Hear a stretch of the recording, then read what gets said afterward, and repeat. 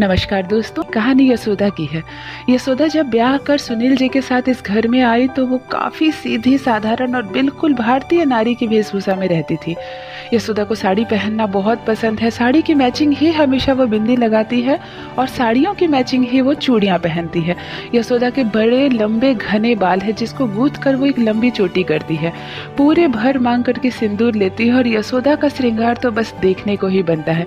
गले में हमेशा एक सोने की चेन लटकी रहती है। पैर बिना पायल के कभी नहीं देखा गया है।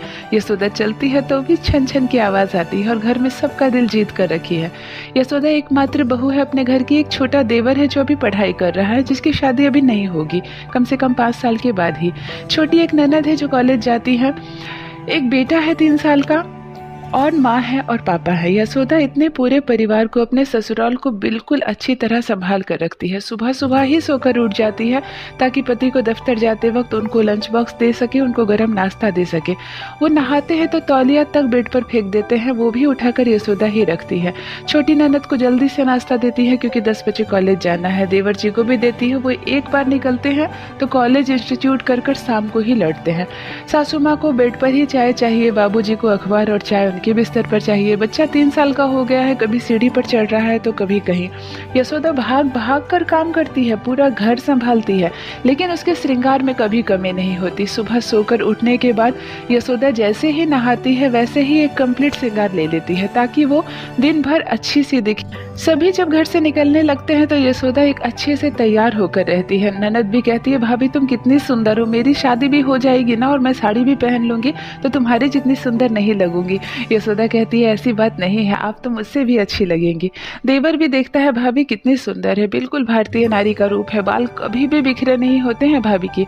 सास भी कहती है, मेरी बहू तो बहुत अच्छे से रहती है। मोहल्ले में भी 4 औरतों में ये चर्चा चलती है कि आपकी बहू बहुत ही सलीके से रहती है, साड़ी इतनी सुंदर प्लीट्स करके पहनती है, बाल हमेशा उसके कभी भी बिखरे हुए कोई देखा ही नहीं है, हल्की लिपस्टिक लगाती है, मैचिंग चूड़ियाँ, ईयररिंग्स और सोने के चेन से सजी यशोदा देखने में बहुत अच्छी लगती है।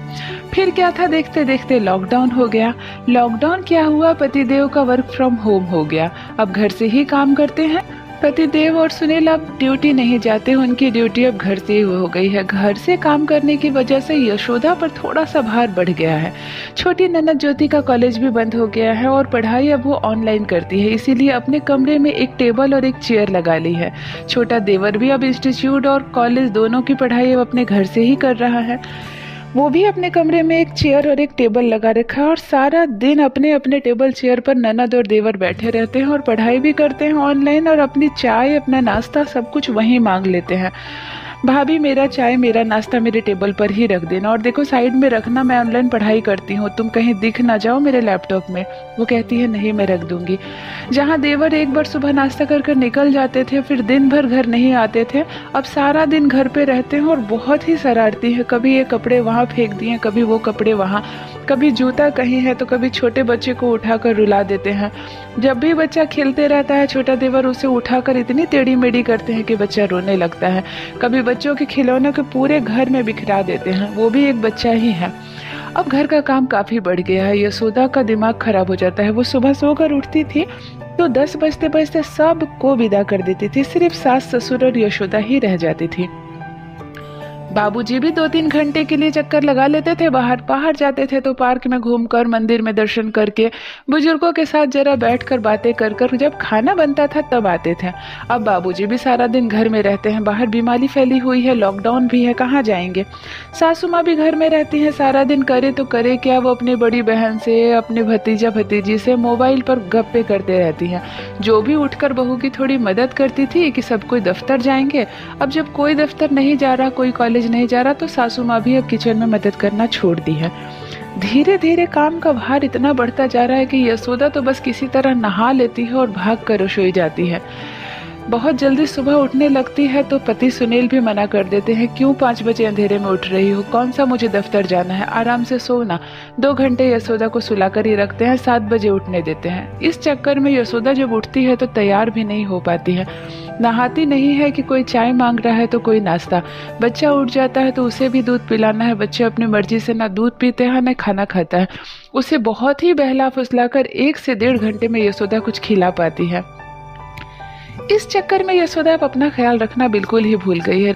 आज तो यशोदा का चेहरा देखने ही लायक है। बड़े लंबे खुले बाल हैं उसके और उसको किसी तरह उसने गोल करके एक जूड़ा बना लिया और एक कांटा डालकर रसोई में लगी हुई है। ना ही सोने का चेन है गले में, क्योंकि बच्चा खींच देता है, इसीलिए रात को सोने का चेन उतार कर सोती है। सुबह यशोदा को होश नहीं, चेन खिड़की पर ही रखी हुई है।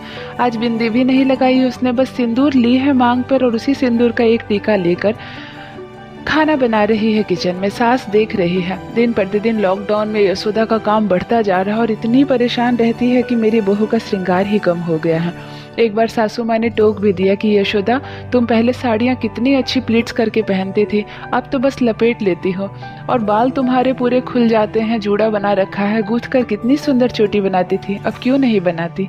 यशोदा मुस्कुरा कर कहती है, माँ जी वक्त ही नहीं मिलता है, ये सारा दिन घर पे रहते हैं, 4 गुना ज़्यादा काम बढ़ गया है। ननद भी नहीं जाती है अब कॉलेज, छोटे देवर जी भी नहीं जाते हैं, सब घर पे रहते हैं, तो मुझे भागम भाग थोड़ी ज़्यादा हो जाती है, इसीलिए नहीं रख पाती हूँ अपना ख्याल।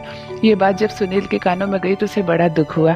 ये क्या, लॉकडाउन में अगर हम लोग घर पर हैं तो इसका तो फ़ायदा मिलना चाहिए यशोदा को। जहाँ सारा काम संभालती थी, हम थोड़ा बहुत काम आपस में भी संभाल लेंगे, तो यशोदा को और ज़्यादा आराम मिलने की बजाय वो तो और परेशान हो गई लॉकडाउन में। ननद को कहा जाता है कि देखो, तुम्हें जो चीज़ भी चाहिए खुद जाकर लाना, बात बात पर भाभी को आवाज़ मत देना, तुम उसका रूप रंग देखी हो।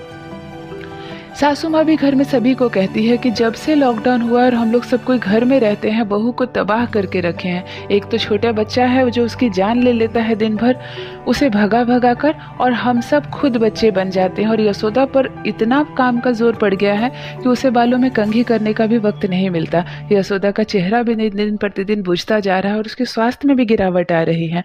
तब सब ने कहा कि नहीं, अगर लॉकडाउन में हम लोग सब घर पर हैं तो कम से कम अपने हिस्से का काम जो भाभी के लिए छोड़ कर जाते थे वो तो कर ही सकते हैं, तो भाभी को लॉकडाउन का फायदा मिलेगा, उनका श्रृंगार कम नहीं होगा।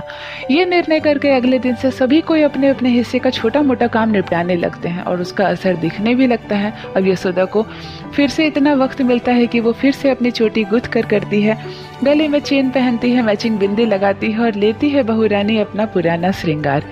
ये थी दोस्तों लॉकडाउन में बहू के कम होते श्रृंगार की एक छोटी सी कहानी। आशा करती हूँ कहानी पसंद आई होगी। अगर घर में सभी सदस्य अपने अपने हिस्से का थोड़ा थोड़ा भी काम संभाल ले तो घर की बहू को सच में बहुत आराम होता है। ये बात है आपसी समझदारी की। कैसी लगी दोस्तों मेरी ये कहानी, बताइएगा ज़रूर। आप बने रहिए मेरे साथ। धन्यवाद।